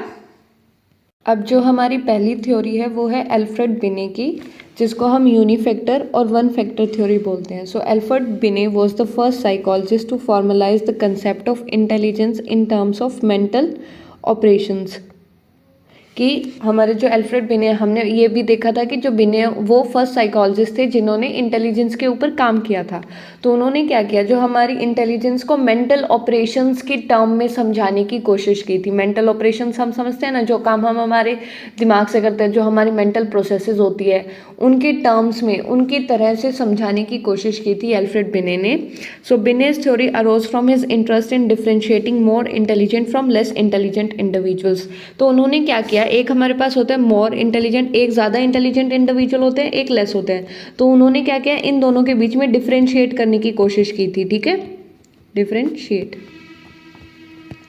And he conceptualized intelligence as consisting of one similar set of abilities. उन्होंने क्या बोला कि हमारे पास सिर्फ एक तरह की एबिलिटीज़ का सेट होता है। ठीक है, एक तरह की एबिलिटीज़ होती है हमारे पास, और जिसको हम यूज़ करते हैं कोई भी तरह की प्रॉब्लम सॉल्व करने के लिए, तभी इसको यूनिफैक्टर बोलते हैं। क्योंकि हमने इसमें क्या बोल दिया, there is one similar set of abilities, कि हमारे पास एक तरह की एबिलिटीज़ का सेट होता है और हम उनका यूज़ करते हैं हर तरह की प्रॉब्लम को सॉल्व करने के लिए। ठीक है, so this theory is known as unifactor और one factor theory of intelligence. इसीलिए हम इसको यूनिफैक्टर या फिर वन फैक्टर थ्योरी बोलते हैं। ये बोलते हैं कि सिर्फ हमारे पास एक ही तरह का फैक्टर होता है, one similar set of abilities we are having and we use that abilities to solve any kind of problem. ठीक है, so later this theory was disputed when psychologist analyze data collected using Binet's. फिर बाद में हम बोलते हैं ना किसी चीज़ का क्रिटिसिज्म तो होता ही है। तो ऐसे ही जब उसको एनालाइज किया, बिने की थ्योरी को एनालाइज किया, तो उसके अंदर कुछ प्रॉब्लम्स आई थी और उसके कारण फिर हमारी नेक्स्ट फर्दर थ्योरी डेवलप होती है। अगर मान लो किसी प्रेजेंट थ्योरी में कोई प्रॉब्लम ही ना हो तो हमारी आगे थ्योरी डेवलप नहीं होगी। तो हमारी एल्फ्रेड बिने की थ्योरी के अंदर भी कुछ प्रॉब्लम थी, जिसके कारण हमारे पास आगे और थ्योरीज डेवलप हुई। तो हमने इसमें क्या देखा कि he was one of the first psychologist जिन्होंने क्या किया, इंटेलिजेंस को मेंटल ऑपरेशंस की टर्म में समझाने का ट्राई किया। दूसरा, इन्होंने मोर और लेस इंटेलिजेंट इंडिविजुअल के बीच में डिफरेंस किया।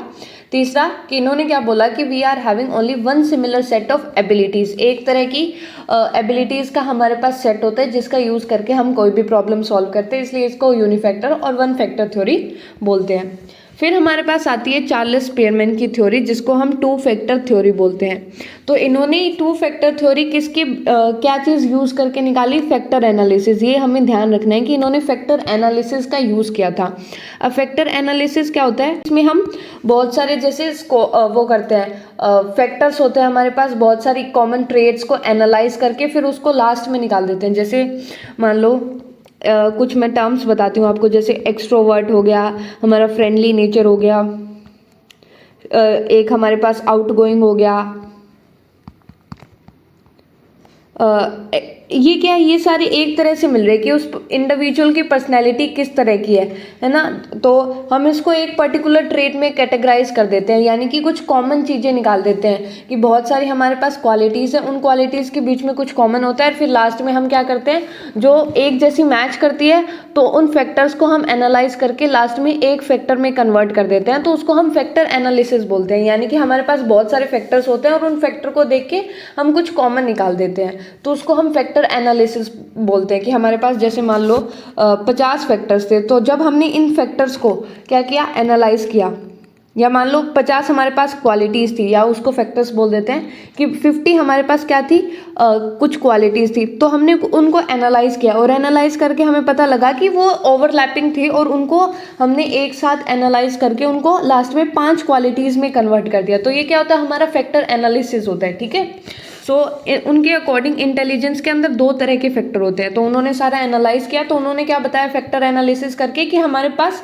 2 तरह की इंटेलिजेंस होती है। पहली हमारी जर्नल फैक्टर होता है, और दूसरा हमारे पास स्पेसिफिक फैक्टर होता है। अब जैसे इसका नाम इंडिकेट कर रहा है, जर्नल फैक्टर यानी कि जो हर एक कोई भी हम टास्क करते हैं उसमें रिक्वायरमेंट होती है।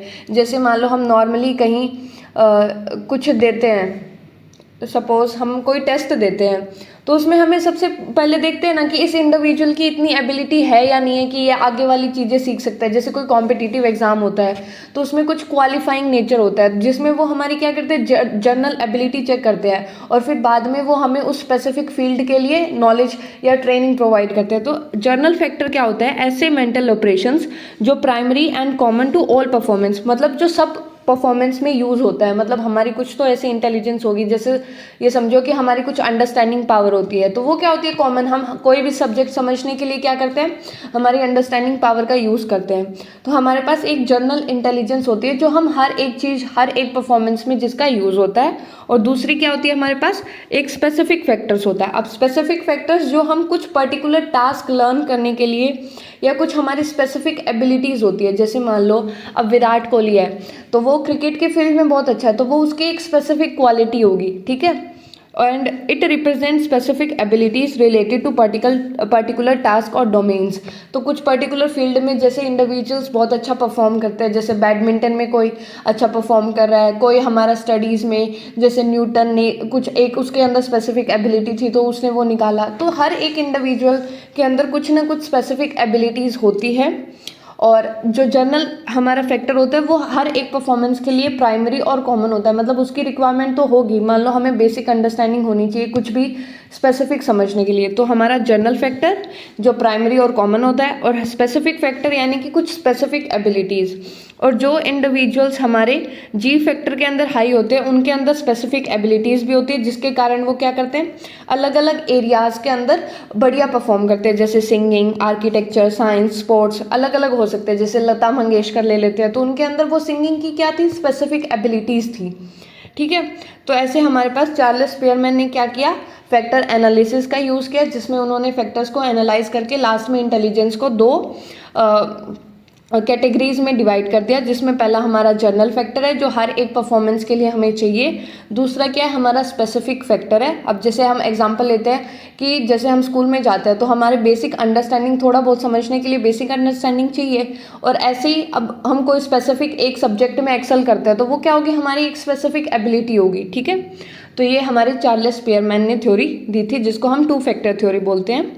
तो फिर आती है हमारी लुईस थ्रस्टन की theory of primary mental abilities, theory of primary mental abilities. तो इन्होंने क्या किया, इन्होंने इंटेलिजेंस को 7 प्राइमरी मेंटल एबिलिटीज़ में डिवाइड कर दिया। किसमें, 7 प्राइमरी मेंटल एबिलिटीज़। और इन्होंने ये बोला कि जो जितनी भी ये 7 मेंटल एबिलिटीज़ होगी वो एक दूसरे से इंडिपेंडेंट है, मतलब एक दूसरे के ऊपर डिपेंड नहीं करती, एक दूसरे से इंडिपेंडेंट है, ठीक है। तो लुईस थ्रस्टन ने क्या दिया, हमें 7 प्राइमरी मेंटल एबिलिटीज़ बताई, जिसमें हमारे पास है वर्बल कॉम्प्रीहेंशन। वर्बल कॉम्प्रीहेंशन का मतलब क्या है, वर्बल यानी शब्दों का प्रयोग, कॉम्प्रीहेंशन यानी समझना। तो grasping meaning of words, concept and ideas, यानी कि कुछ भी हमारे पास वर्ड्स है, कुछ कंसेप्ट्स है, कुछ आइडियाज़ है, उनके मीनिंग को, उनके अर्थ को समझना क्या है, वर्बल कॉम्प्रीहेंशन। जैसे हमारे एग्जाम में भी कॉम्प्रीहेंशन वो पैराग्राफ आते हैं जिसको समझ के हमें लास्ट में आंसर करना है, तो उसमें क्या हमें मीनिंग निकालना होता है। तो वर्बल कॉम्प्रीहेंशन यानी कि किसी चीज़ का मीनिंग निकालना, ठीक है। फिर आते हैं न्यूमेरिकल एबिलिटीज़। अब न्यूमेरिकल एबिलिटीज़ यानी कि जो मैथ में हम करते हैं ना, न्यूमेरिकल्स, नंबर्स के साथ खेलना। तो speed and accuracy in numerical computation, यानी कि वही कि हम कोई न्यूमेरिकल करते हैं उसके अंदर हमारी स्पीड और एक्यूरेसी क्या है, वो हमारी न्यूमेरिकल एबिलिटीज़ में आएगी। फिर आता है स्पेशल रिलेशन। तो स्पेशल रिलेशन का मतलब क्या है, ये रिलेटेड होता है हमारे शेप से, साइज से, स्पेस से, ठीक है, उससे रिलेटेड कि पैटर्न्स को हम वो करते हैं, विजुअलाइज करते हैं। जैसे हमारे एग्जांपल लेते हैं, आर्किटेक्ट्स होते हैं या फिर जो इंटीरियर डिज़ाइनिंग करते हैं, उसके अंदर ये एबिलिटी अच्छे से होती है क्योंकि उनको पता होता है कि इस स्पेस के अंदर हम इस चीज़ को एडजस्ट कर सकते हैं, उनको स्पेस का अच्छे से आइडिया होता है, तो उनके अंदर स्पेशल रिलेशंस होते हैं। तो ये हमारी थर्ड जो प्राइमरी मेंटल एबिलिटी है वो होगी, यानी कि ये किससे रिलेटेड होती है, मेनली हमारे शेप से, साइज से, किस तरह से हमें एडजस्टमेंट करनी होती है, तो इसको हमें ध्यान रखना है।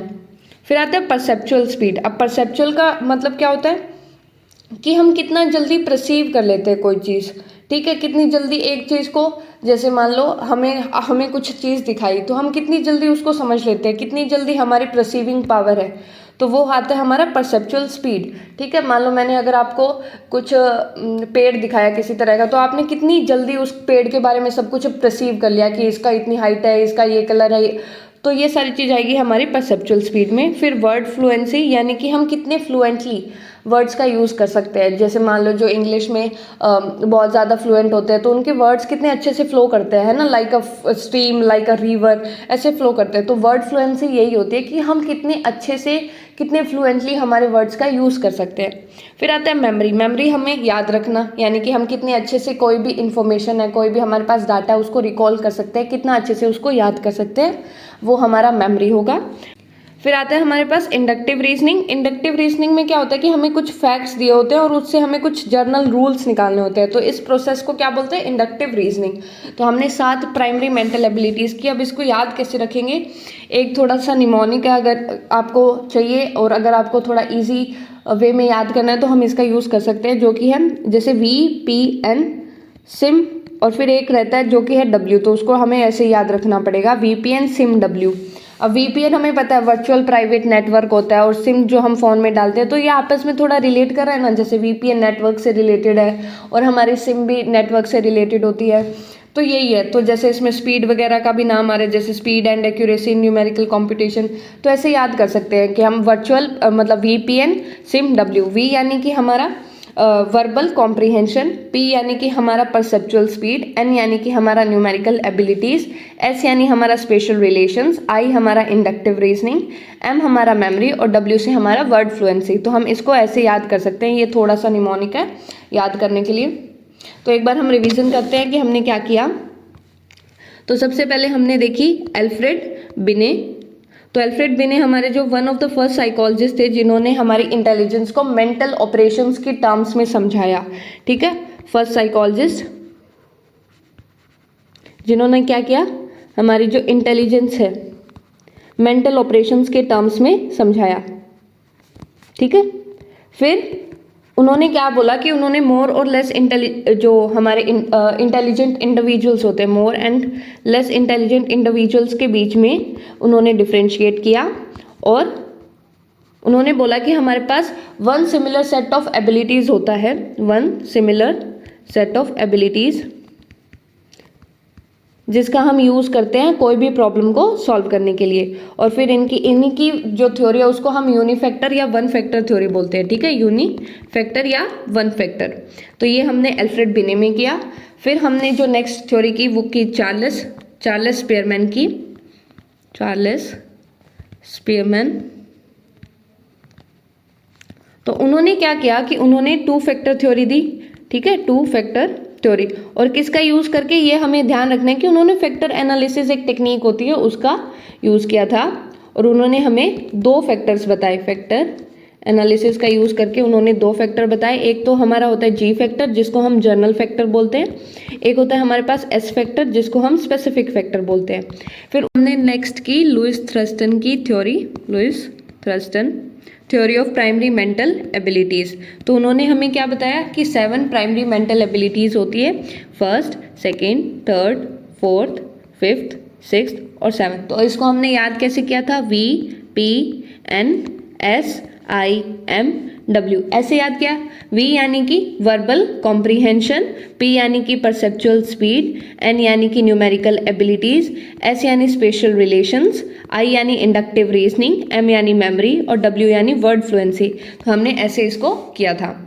फिर नेक्स्ट थ्योरी आती है हमारी अर्थर जेन्सन की, Arthur Jensen hierarchical model of intelligence. तो इन्होंने एक मॉडल दिया जिसमें इन्होंने 2 लेवल्स बताए। अब 2 लेवल्स क्या है, level 1 associative learning, level 2 cognitive competence. तो एक जैसे कि ये मान लो कि ये तो हमारा बेसिक होता है और ये थोड़ा एडवांस लेवल पे होता है। तो लेवल 1 में क्या होता है कि output is similar to input, कि हमारा जैसा इनपुट होता है उसी के जैसा हमारा आउटपुट आता है। मतलब हमें बोला गया इतना याद करना है, हमने उतना याद कर लिया। इसमें रोट लर्निंग इंक्लूड होती है। रोट यानी कि जैसे हम रट्टा मारते हैं ना, मेनली उस पर बेस होता है कि हमें रिकॉल करना होता है। हम डीप प्रोसेसिंग नहीं करते, हम सिंपली जो चीज़ दी हुई है उसका रट्टा मारते हैं, उसको हम क्या बोलते हैं, उसमें हमारी एसोसिएटिव लर्निंग होती है। फिर कॉग्निटिव कॉम्पिटेंस का मतलब क्या होता है कि इसमें हम हमारे दिमाग का अच्छे से इस्तेमाल करते हैं, अच्छे से एनालाइज प्रोसेसिंग करते हैं, हायर ऑर्डर स्किल्स हमारे इन्वॉल्व होते हैं, हम हमारे बिल्कुल अच्छे से प्रोसेसिंग एनालाइजिंग होती है, और हम हमारे जो इनपुट है उसको ट्रांसफॉर्म करते हैं, यानी कि उसके अंदर कुछ चेंजेस करते हैं, उसको अच्छे से ट्रांसफॉर्म करके एक इफेक्टिव आउटपुट प्रोड्यूस करना चाहते हैं कि जैसा हमारा इनपुट था उससे ज़्यादा इफेक्टिव हमारा आउटपुट आए। ठीक है, तो ये मान लो हमारा, जैसे हमने कहा कि ये हमारा काइंड ऑफ बेसिक हो गया, ये थोड़ा एडवांस हो गया। तो अर्थर जेन्सन ने एक मॉडल प्रपोज किया जिसमें उन्होंने 2 लेवल्स बताए, पहला एसोसिएटिव लर्निंग, दूसरा हमारा कॉग्निटिव कॉम्पिटेंस। ठीक है, तो एसोसिएटिव लर्निंग में क्या होता है, हमारा output is similar to input, और इसमें हमारी रोट लर्निंग होती है और मेमोरी इंक्लूड होती है। और कॉग्निटिव कॉम्पिटेंस में हमारी हायर ऑर्डर स्किल्स का इन्वॉल्वमेंट होता है, और इसमें हम हमारे जो इनपुट है उसको ट्रांसफॉर्म करके एक इफेक्टिव आउटपुट में कन्वर्ट करने की कोशिश करते हैं। फिर आता है हमारा जेपी गुलफोर्ड का स्ट्रक्चर ऑफ इंटेलेक्ट मॉडल। ये हमारा एक इम्पॉर्टेंट कंसेप्ट है जिसको हमें अच्छे से समझना है। तो जो गुलफोर्ड है उन्होंने क्या किया, उन्होंने इंटेलेक्चुअल एबिलिटीज़ को 3 डायमेंशंस में डिवाइड कर दिया। ठीक है, क्लासीफाई कर दिया। JP Guilford structure of intellect model, ये हमें ध्यान रखना है। ठीक है, स्ट्रक्चर ऑफ इंटेलेक्ट मॉडल। तो इन्होंने जो 3 डायमेंशंस हैं उसको हम ऐसे याद कर सकते हैं, OCP। ठीक है, ऑपरेशन, कंटेंट एंड प्रोडक्ट्स। तो ऑपरेशन क्या होता है कि जो इंडिविजुअल कोई भी काम करता है उसको हम ऑपरेशन बोल देते हैं। So what the individual does is operation. ठीक है, कोई काम करना, जो भी इंडिविजुअल काम करता है उसको हम ऑपरेशन बोल देते हैं। तो इसके अंदर क्या इंक्लूड होता है, ये जो हम याद करेंगे, इन चीज़ों को अच्छे से याद रखना है। पहला cognition, memory recording, memory retention, divergent production, convergent production और इवेल्युएशन।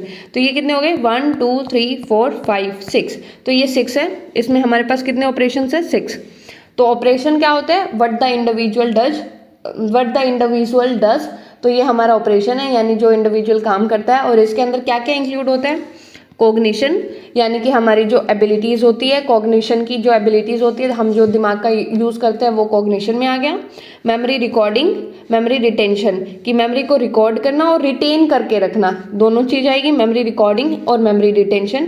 डाइवर्जेंट प्रोडक्शन का मतलब होता है जैसे मान लो क्रिएटिव आइडियाज़ निकालना, यानी कि एक हमारे पास कुछ प्रॉब्लम है तो उसके हम अलग अलग, डाइवर्जेंट का मतलब क्या होता है कि ऐसे फैलना, यही होता है डाइवर्जेंट का मतलब। तो उसी से हम याद करेंगे, यानी कि हमारे पास कोई एक प्रॉब्लम है और उसका हम क्या करें, अलग अलग सॉल्यूशन, क्रिएटिव वे में सॉल्यूशन निकालने की ट्राई कर रहे हैं। फिर आता है कन्वर्जेंट प्रोडक्शन, यानी कि जो एक करेक्ट, अब मान लो कोई ऐसी प्रॉब्लम होती है जिसका हमें एक करेक्ट आंसर ही चाहिए, तो इसमें क्या होता है, कन्वर्जेंट प्रोडक्शन में हम एक करेक्ट आंसर निकालते हैं। ठीक है, और कुछ ऐसी प्रॉब्लम्स होती है जिसमें हमें हमारा दिमाग का यूज़ करके, अलग अलग तरीकों का यूज़ करके कुछ सॉल्यूशन निकालना होता है। जैसे हमारे पास आता है ना बेस्ट आउट ऑफ वेस्ट, जैसे हम बोले कि हम पेन का क्या यूज़ कर सकते हैं, तो एक नॉर्मली काम क्या हो गया, लिखना। उसके अलावा भी हम उसका और भी काम कर सकते हैं कि जैसे उसका हमारा हेयर बन बना सकते हैं, या हम उसको कोई और चीज़ में किसी को मारने के लिए यूज़ कर सकते हैं। तो ऐसे बहुत सारे क्या होते हैं, हमारे यूजेस होते हैं। तो एक किसी पर्टिकुलर चीज़ के अलग अलग यूजेस सोचना हमारा डाइवर्जेंट प्रोडक्शन, और किसी एक का सही यूज सोचना हमारा कन्वर्जेंट प्रोडक्शन। इवेल्युएशन यानी कि एनालाइज करना, उसका अर्थ निकालना, तो ये हमारा क्या होता है, ऑपरेशन में आता है कि एक इंडिविजुअल क्या करता है, उसमें आएगा हमारा cognition, memory recording, memory retention, divergent production, convergent production and evaluation. फिर हमारा नेक्स्ट है कंटेंट। अब कंटेंट क्या होता है कि जो हमारी nature of information on which operations are performed, कि हमारे पास जो इंफॉर्मेशन होती है उसी के ऊपर हमारे ऑपरेशन होंगे, यानी कि जो जिस तरह की हमारे पास इंफॉर्मेशन होगी उसी पे हमारा इंडिविजुअल काम करेगा, है ना। तो ये क्या होता है कि nature of information on which operations are perform, कि हमारी इंफॉर्मेशन किस तरह की है जिसके ऊपर हमारे ऑपरेशंस परफॉर्म होंगे। ऑपरेशन यानी कि हमारा इंडिविजुअल काम करेगा, यानी हमारे किस तरह की इंफॉर्मेशन है जिस पे इंडिविजुअल काम कर रहा है। So it is nature of information. तो इसमें क्या होगा कि हमारी इन्फॉर्मेशन विजुअल फॉर्मेट में है, ऑडिटरी विजुअल यानी कि जो देखा जा सके यानी आइज से रिलेटेड, ऑडिटरी सुनने वाला, सिंबॉलिक यानी सिंबल्स के फॉर्म में, सिमेंटिक यानी कि कुछ हमारे पास मीनिंग्स है, कुछ हमारे पास वर्ड्स है उसके फॉर्मेट में, बिहेवियर यानी बिहेवियर हम जो भी कार्य करते हैं वो हो गया। तो इसमें हमारे पास कितने 1 2 3 4 और 5, तो इसमें हमारे पास कितने हो गए content 5, visual, auditory, symbolic, semantic and behavioural.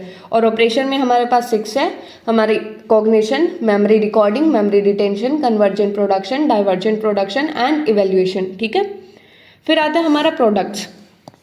अब प्रोडक्ट्स का मतलब क्या है, form in which information is process, कि किस फॉर्म में हमारी इंफॉर्मेशन प्रोसेस होके आई है। ठीक है, तो इसमें क्या होगा, हमारी unit, classes, relation, system, transformation and implications. Units यानी कि कोई एक सिंगल यूनिट होता है, क्लासेस यानी कि दोनों के बीच में क्या हो गया, मतलब यूनिट से थोड़ा बड़ा, तो ये एक वैसे फॉर्मेट में है कि यहाँ से छोटे से बड़ा स्टार्ट होता है, यूनिट सबसे छोटा, फिर क्लासेस उससे थोड़ा बड़ा, रिलेशन यानी कि जो भी अलग अलग यूनिट है उनके बीच में रिलेशन निकालना, सिस्टम पूरा स्ट्रक्चर हो गया, ट्रांसफॉर्मेशन यानी कुछ चेंजेस करना, इम्प्लीकेशन यानी कि कुछ कॉन्सिक्वेंसेस। तो इसमें भी हमारे पास टोटल कितने हो गए 6 हो गए। तो हमने क्या किया, OCP, operation, content and product. Operation यानी कि जो इंडिविजुअल करता है, कंटेंट यानी कि नेचर ऑफ इंफॉर्मेशन जिस पे कुछ किया जाता है, और प्रोडक्ट यानी कि जो लास्ट में हमारे पास निकल के आता है। तो इसमें होता है हमारे पास unit, classes, relation, system, transformation, implication.